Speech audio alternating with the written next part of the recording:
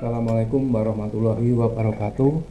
Semangat pagi mitra nasa dimanapun Anda berada. Bertemu kembali dengan kami, salah satu konsultan pertanian PT Natura Nusantara, dan saya Bapak Agus Budistiono. Pada kesempatan pagi hari ini kita akan mengupas, belajar bersama bagaimana jurus sakti budidaya melon. Tapi sebelumnya mudah-mudahan mitra nasa dimanapun berada selalu sehat, bagas waras semua, sehingga bisa menjalankan aktivitas dengan semangat dan tidak lupa tetap semangat pagi. Mitra nasa dimanapun Anda berada, kita tahu bahwa budidaya melon ini kemarin sudah kita share, kita live di lapangan panen, terutama untuk budidaya melon di rumah kaca. Nah, pada kesempatan ini yang ingin kami kupas adalah budidaya melon yang biasa ditanam oleh para petani, yaitu yang ditanam di lahan terbuka atau lahan sawah yang biasa ditanam oleh petani. Mitra nasa dimanapun Anda berada, yang perlu diwaspadai di sini ya, di dalam berbudidaya melon adalah terhadap hama dan penyakit melon, terutama di musim pancaroba seperti ini. Ya, kita harus waspada terhadap hama melon di musim pancaroba seperti ini. Kita pernah lihat kalau melihat hama-hama seperti ini ya, hama yang paling berbahaya di melon. Nah, kalau melihat serangan seperti ini, gimana nih? Ya, ada melon yang seperti ini sudah siap panen, tiba-tiba layu. Nah, ini yang harus perlu kita waspadai. Nah, seperti ini. Ini penyakit yang sangat berbahaya di tanaman melon. Ya, nama penyakit yang sangat berbahaya di melon. Mungkin mitra nasa pernah menjumpai, ya, ini sudah hampir panen, ya, tapi tiba-tiba layu semua, sehingga yang tinggal memetik hasil, nah itu tidak panen dengan optimal. Nah, ini apalagi di musim pancaroba ini, belum lagi ya ada serangan hama seperti ini. Nah, ini nanti akan kita kupas bersama pada kesempatan pagi hari ini. Kemudian mitra nasa pengen ya panen melon yang seperti ini. Ya, ini saya ambil waktu panen di daerah Ngawi, ini ya, sangat luar biasa ya.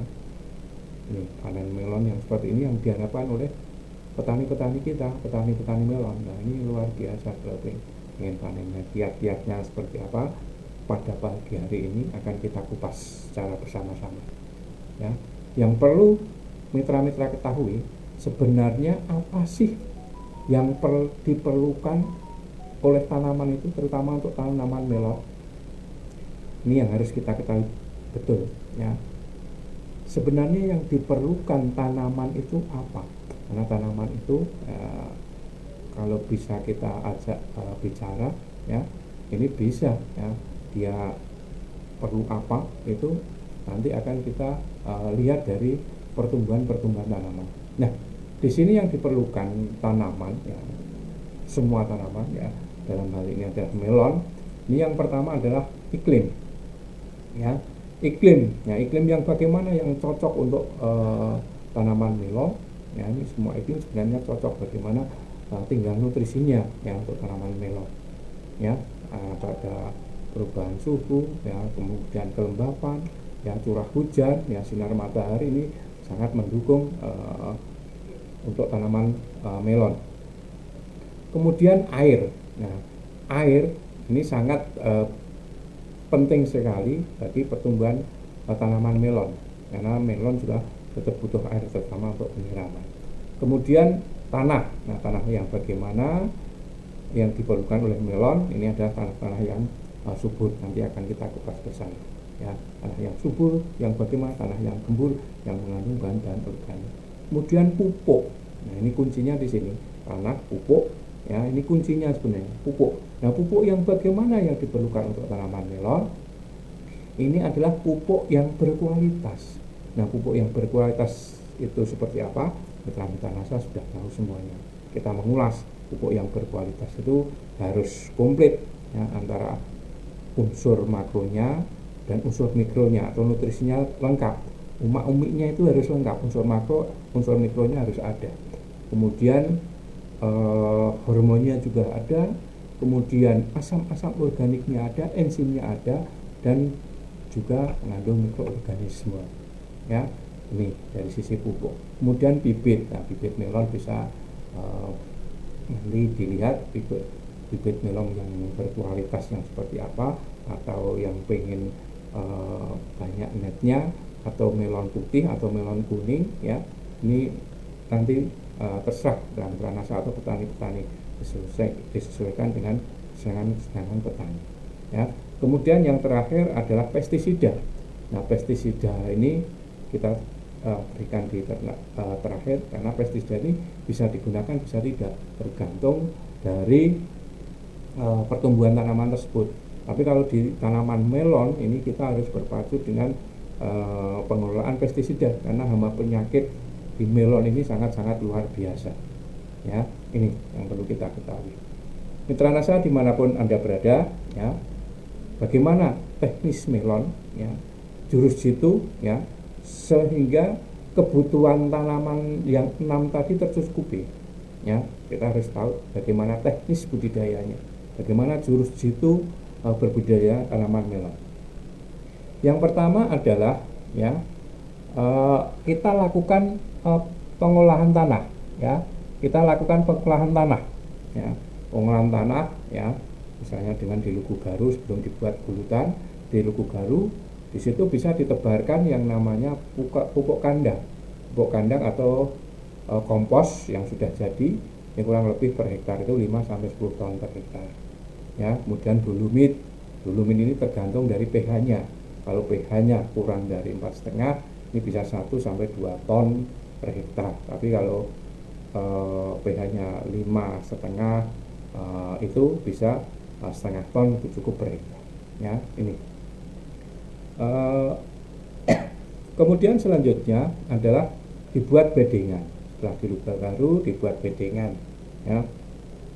Setelah dibuat bedengan, nah ini ya, sebelum ditutup mulsa plastik ya, kita berikan supernasa atau supernasa granul yang sudah dicampur dengan glio. Nah, glio ini yang paling bagus dicampur dengan pupuk kandang atau kompos yang sudah matang lebih dulu ya. Ini bisa ya, sebelum ditutup mulsa plastik bisa ditebari supernasa atau supernasa granul yang sudah dicampur glio. Nah, glionya ini difermentasi dengan pupuk kandang atau kompos. Nah, caranya mitra-mitra sudah tahu ya. Satu pak glio itu campur 30 kilo kompos atau pupuk kandang yang sudah matang, diamkan paling tidak seminggu. Ini adalah untuk memfermentasi supaya jamur-jamur di glio itu bisa tumbuh di situ ya. Ini atau bisa menggunakan cara lain nanti dengan dikocorkan di lubang-lubang tanam. Nanti selanjutnya akan kita kupas ya. Sebagai dasaran bisa menggunakan supernasa atau supernasa granul plus glio ya. Kemudian ditutup mulsa plastik ya. Setelah itu ditutup mulsa plastik seperti ini ya. Ini tutup mulsa plastik ya. Setelah ditutup mulsa plastik, kenapa pakai mulsa plastik? Karena mulsa plastik ini sangat penting untuk menjaga kelembapan, juga pengaruh dari sinar, dan juga mencegah tumbuhnya gulma. Selanjutnya ya, setelah ditutup mulsa plastik, ini dibuat lubang tanam disesuaikan dengan jarak tanam yang ada di melon ya. Ini jarak tanam yang digunakan, ini bisa nanti ya sambil membuat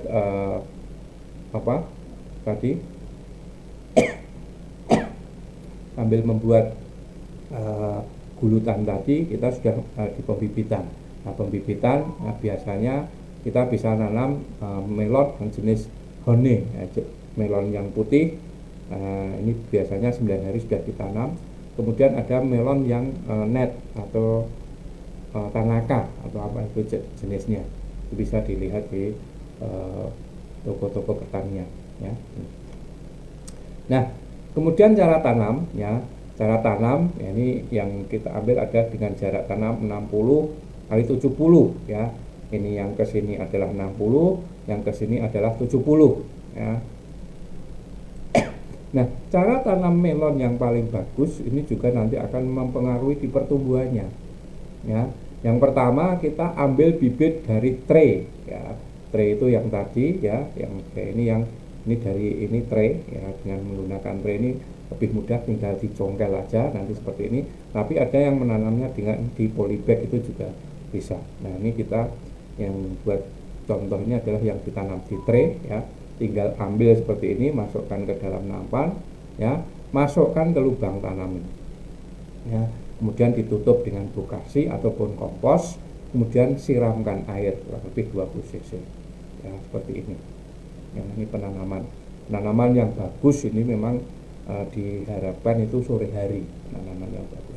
So, kalau pagi ya pagi-pagi betul ya, jangan sampai pas siang-siang itu ditanam ya. Kemudian setelah ditanam ya, ini biasanya ada pemasangan ajir. Nah, pemasangan ajir ini ya, ini yang paling bagus ini sebelum tanam sebenarnya. Sebelum tanam seperti ini atau ya antara umur di 5 sampai 10 hari.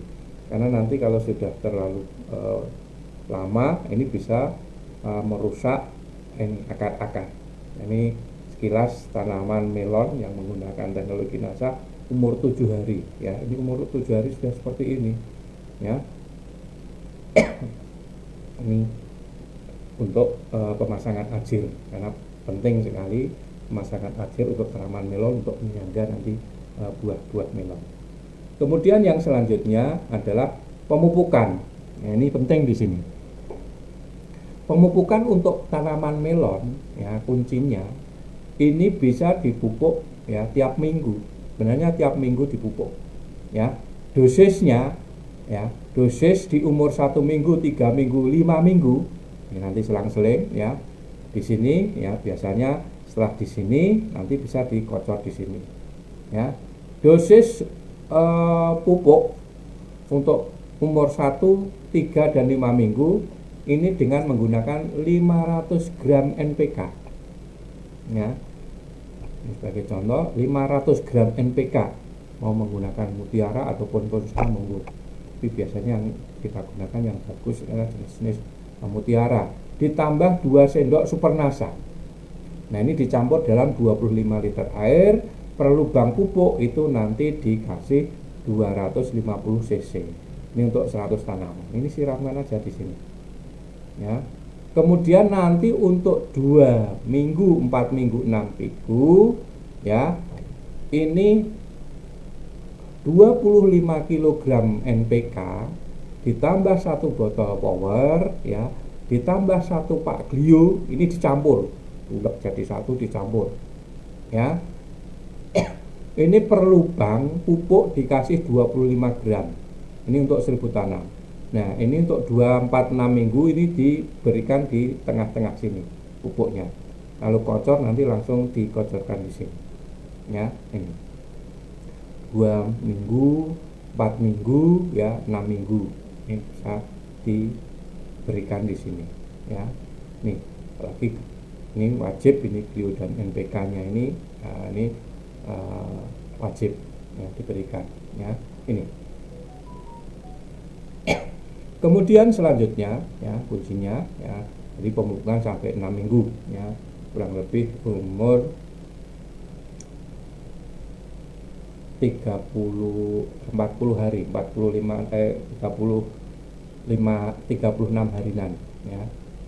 Nah, kemudian yang tidak kalah penting ya, bawah dipupuk ya, atas ini juga harus disemprot. Nah, penyemprotan rutin menggunakan POC NASA hormon ya, atau dengan menggunakan kristal, atau bisa sekarang ada produk baru itu bisa menggunakan free top, bisa diselang-seling ya, 1 sampai 2 minggu sekali.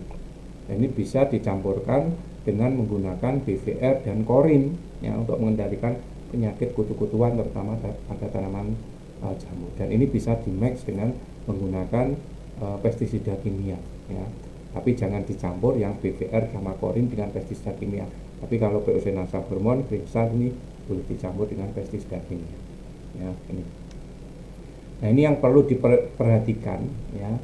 Yang perlu diwaspadai apalagi di musim pancaroba ini hama-hama penyakit yang perlu dikendalikan pada tanaman melon. Ini yang paling berbahaya tadi jenis kutu-kutuan seperti trip aphids, kemudian ulat daun, ada ulat daya, ada ulat hijau, kemudian ada ulat penggerek ya, kemudian ada ulat jengkal. Ini bisa ya dengan menggunakan BVR dan korin, ini insya Allah bisa mengendalikan. BVR bisa mengendalikan trip aphids, ulat ya, jenis-jenis ulat jengkal, kemudian juga ulat penggerek ya, ini bisa. Kemudian layu bakteri ya, di awal tadi dengan pemberian bio di awal, kemudian dengan lewat pengocoran insya Allah bisa mencegah penyakit layu bakteri, busuk pangkal ya, batak. Kemudian bercak dan karat daun ini bisa dikendalikan lewat atas menggunakan korin. Nah, kebetulan ini Pestona, Methylaglym sama Pentana ini masih menunggu proses perizinan ya. Ini. Kemudian selanjutnya ya, yang tidak kalah penting di dalam budidaya melon ini kuncinya adalah di pemangkasan. Nah, biasanya pemangkasan atau perompesan ini memang sangat jelimet sekali untuk budidaya melon ini ya. Ini perompesan. Nah, perompesan ini biasanya dimulai mulai umur 7 hari. Di umur 7 hari ini biasanya ada tunas-tunas air seperti ini ya. Ini kita rompes ya seperti ini ya, supaya nanti pertumbuhan ini tidak terhambat ya. Pemangkasan atau perompesan mulai umur 7 hari. Ini tergantung nanti kita mau dibuahkan berapa. Cara pemangkasan ini namanya pemangkasan tunas di umur 7 hari ini. Nah, tunas-tunas air ini kita hilangkan dan ini ya. Kemudian selanjutnya ya, ini dilakukan pengikatan atau penalian atau pelilitan ya. Kalau ini menggunakan tali ya, tali ini menggunakan tali-tali apa itu, tali rafia ini juga bisa. Kemudian nanti di atas itu untuk pengikatan buah ini juga nanti perlu dilakukan penalian ya ini. Nah, pengikatan ya ini sangat-sangat praktis sekali ya dengan melilitkan. Ini kalau ini sudah di pakai tali seperti ini ke atas, ini tinggal dililitkan di sini, tidak usah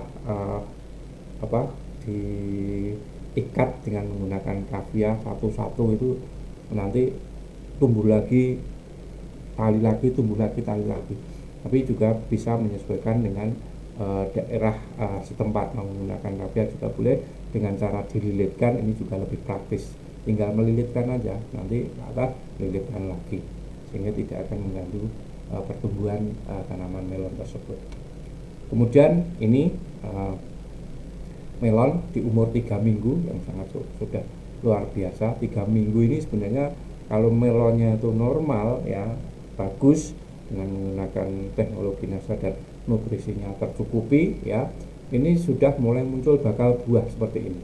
Nih, tanaman melon umur 3 minggu itu sebenarnya sudah tinggi ya, ini tinggal dililitkan lagi ya. Buah ya umur 3 minggu itu sudah mulai kita memelihara buahnya. Nah, buah melon ini biasanya dipelihara di cabang yang 11 atau 12 ya. Nanti kalau mau dibuahkan 3 bisa di 11, 13, kemudian 15 dan yang 17, nanti bisa dilihat seperti itu ya. Karena dengan teknologi NASA ini ada yang sudah bisa membuahkan bisa 3 ya, satu pohon. Sebenarnya melon ini tergantung permintaan pasar, mau buah yang ukuran berapa. Nah, ini sangat bagus sekali. Biasanya yang diminati para konsumen ya, ini biasanya buah-buah melon yang berkisar antara 1,5 maksimal 2 kilo ya. Ini. Kemudian ya, Yang tidak kalah penting di umur 5 minggu ya, yang sudah dipelihara buahnya ini ya, sudah besar, ini pada ujung ya, pada cabang yang ke-30 untuk memutus supaya untuk pengisian buah melon ini, biasanya cabang ke-10 ini dipangkas supaya bisa berhenti pertumbuhannya. Cabang ke-30 biasanya ya, ini nanti akan bisa kita lihat ya. Ini nanti dipuntes atau dipotong atau di apa itu diikat, ini juga bisa. Yang penting ini di cabang ke-30 itu dipotong supaya pertumbuhannya ini bisa terhambat untuk pengisian buah.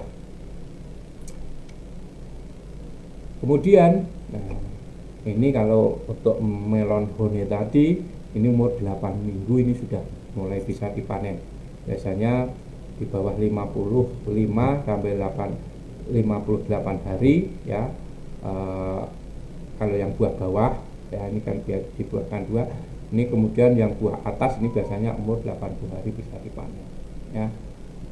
Melon yang sudah bisa dipanen ini perlu diperhatikan dalam pembuahan. Ini kebetulan waktu itu kita buahkan 2 ya. Ini adalah vitamin dan nutrisinya ini harus cukup. Terutama yang wajib diberikan adalah Supernasa dan Bio. Kalau pengen dibuahkan wajib diberikan adalah Supernasa dan Bio. Kemudian kenapa Supernasa? Karena Supernasa ini berpotensi membuat daun menjorok ke atas dan ruas-ruas daun ini lebih panjang, sehingga proses fotosintesis jauh lebih efektif dan bisa membuahkan buah-buah. Ini membantu proses fotosintesis ya. Nih umur 5 minggu.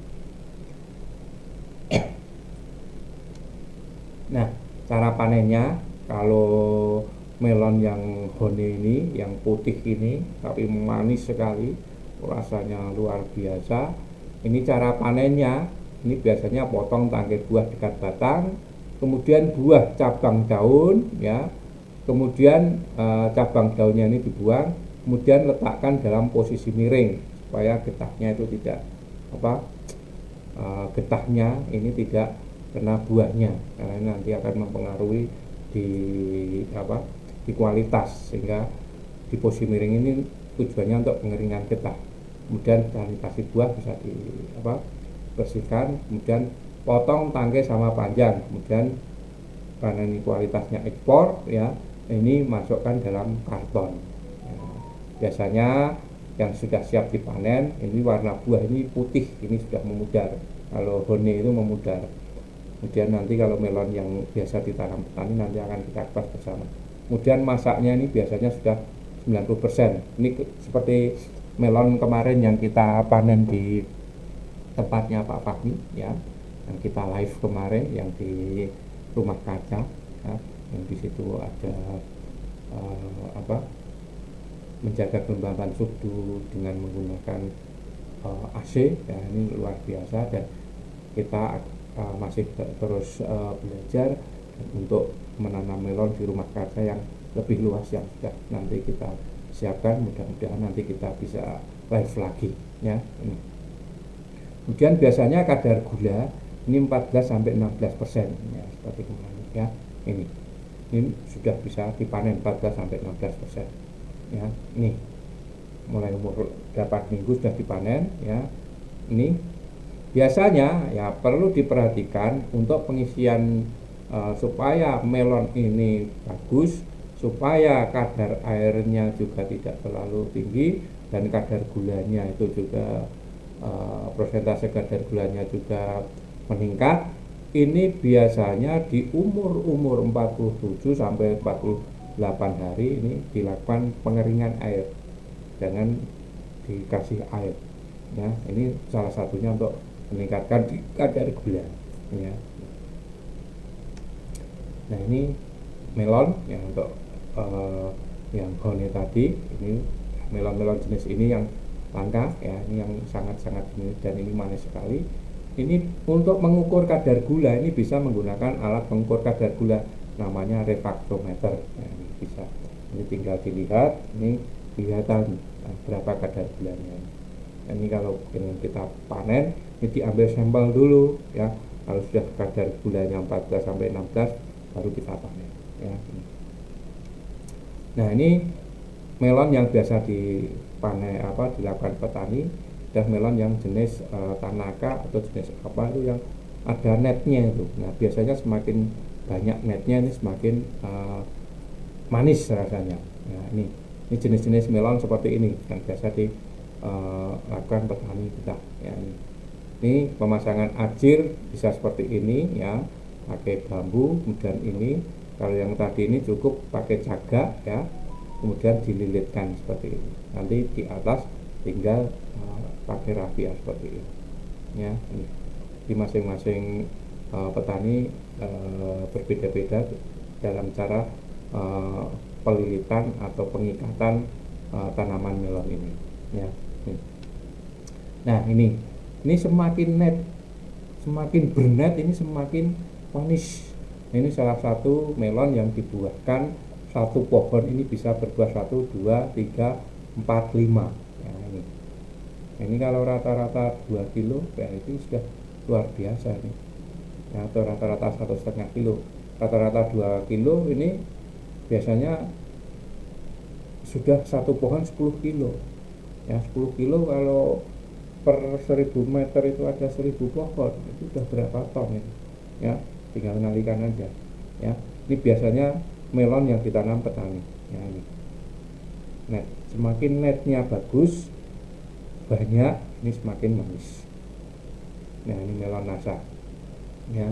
Ini bisa dilihat yang tanaman-tanaman melon yang menggunakan produk nasa, daunnya juga hijau. Hijaunya itu adalah hijau cerah ya, hijau mengkilat, tidak hanya hijau tua aja dan tapi agak mengkilat daunnya ya. Ini bisa dilihat. Kemudian melon ini juga ada, kita juga mencoba melon tidak dipakai ajir. Kita pernah menanam melon secara datar ya, dikasih mulsa seperti ini, seperti nanam semangka, tapi kendalanya adalah kualitasnya itu kurang ya, kurang bagus, karena biasanya kalau didatarkan sini nanti akan ada bekasnya di sini, jadi kurang mempengaruhi di kualitas, terutama di buahnya ya. Ini tegak, ini melon secara datar, dengan kalau yang datar ini bisa kita buahkan sampai 4 ya. Nah, ini melon pada tanaman lahan pasir yang sudah kita sering berikan. Ini adalah uji coba kita di lahan pasir, tanaman melon dengan teknologi NASA ini juga bisa berbuah di tanaman berpasir. Kemudian yang perlu diperhatikan di sini ya, hama-hama tadi ya, terutama untuk jenis kutu-kutuan dan ulat yang paling banyak di tanaman melon, juga hama pengorok atau penggerek daun ya. Ini juga perlu diperhatikan ya. Ini harus menggunakan penggunaan BVR, kemudian korin ya. Ini paling tidak seminggu sekali. Atau kita harus mix dengan, kalau tanaman melon kita harus di mix dengan penggunaan pestisida yang khusus, terutama untuk pestisida yang sistemik ya. Ini terutama salah satu bagaimana kita bisa berbudidaya melon menghasilkan hasil yang maksimal, apalagi di musim pancaroba seperti ini ya.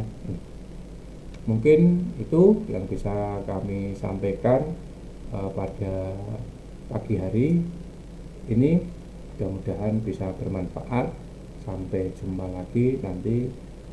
Kalau ada yang kurang jelas nanti bisa kita diskusikan bersama di Facebook ini, ataupun langsung kontak dengan ke nomor kami, konsultan kami ya, di konsultan pertanian PT Natural Nusantara. Dan mudah-mudahan nanti kita bisa live, karena kita Pak Fahmi ini lagi mengadakan membuat rumah kaca yang lebih besar lagi dengan bertanam hortikultura. Mudah-mudahan ini bisa segera terrealisasi. Mudah-mudahan kita bisa live lagi seperti di Melon waktu di Greenhouse, dan mudah-mudahan sampai ketemu di materi-materi selanjutnya yang bisa membawa pertanian kita ini lebih sukses, lebih bermanfaat bagi petani-petani kita ya. Mungkin itu yang bisa kami sampaikan, kurang lebihnya mohon maaf yang sebesar-besarnya karena ini masih dalam recovery ya. Nafasnya juga masih ngah-ngah ini, mudah-mudahan ini adalah bisa mengobati kerinduan mitra-mitra masa semua dimanapun Anda berada. Semoga kalian semua di tengah pandemi ini tetap sehat, bagas suara selalu, dan bisa bermanfaat bagi orang lain. Demikian yang bisa kami sampaikan, kurang lebihnya mohon maaf yang sebesar-besarnya. Saya akhiri, Assalamualaikum warahmatullahi wabarakatuh, dan tetap semangat pagi.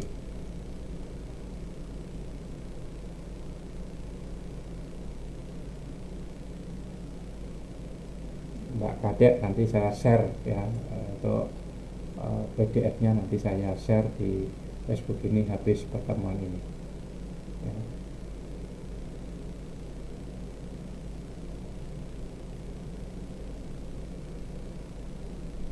Singapura, Mbak Mutia luar biasa hadir.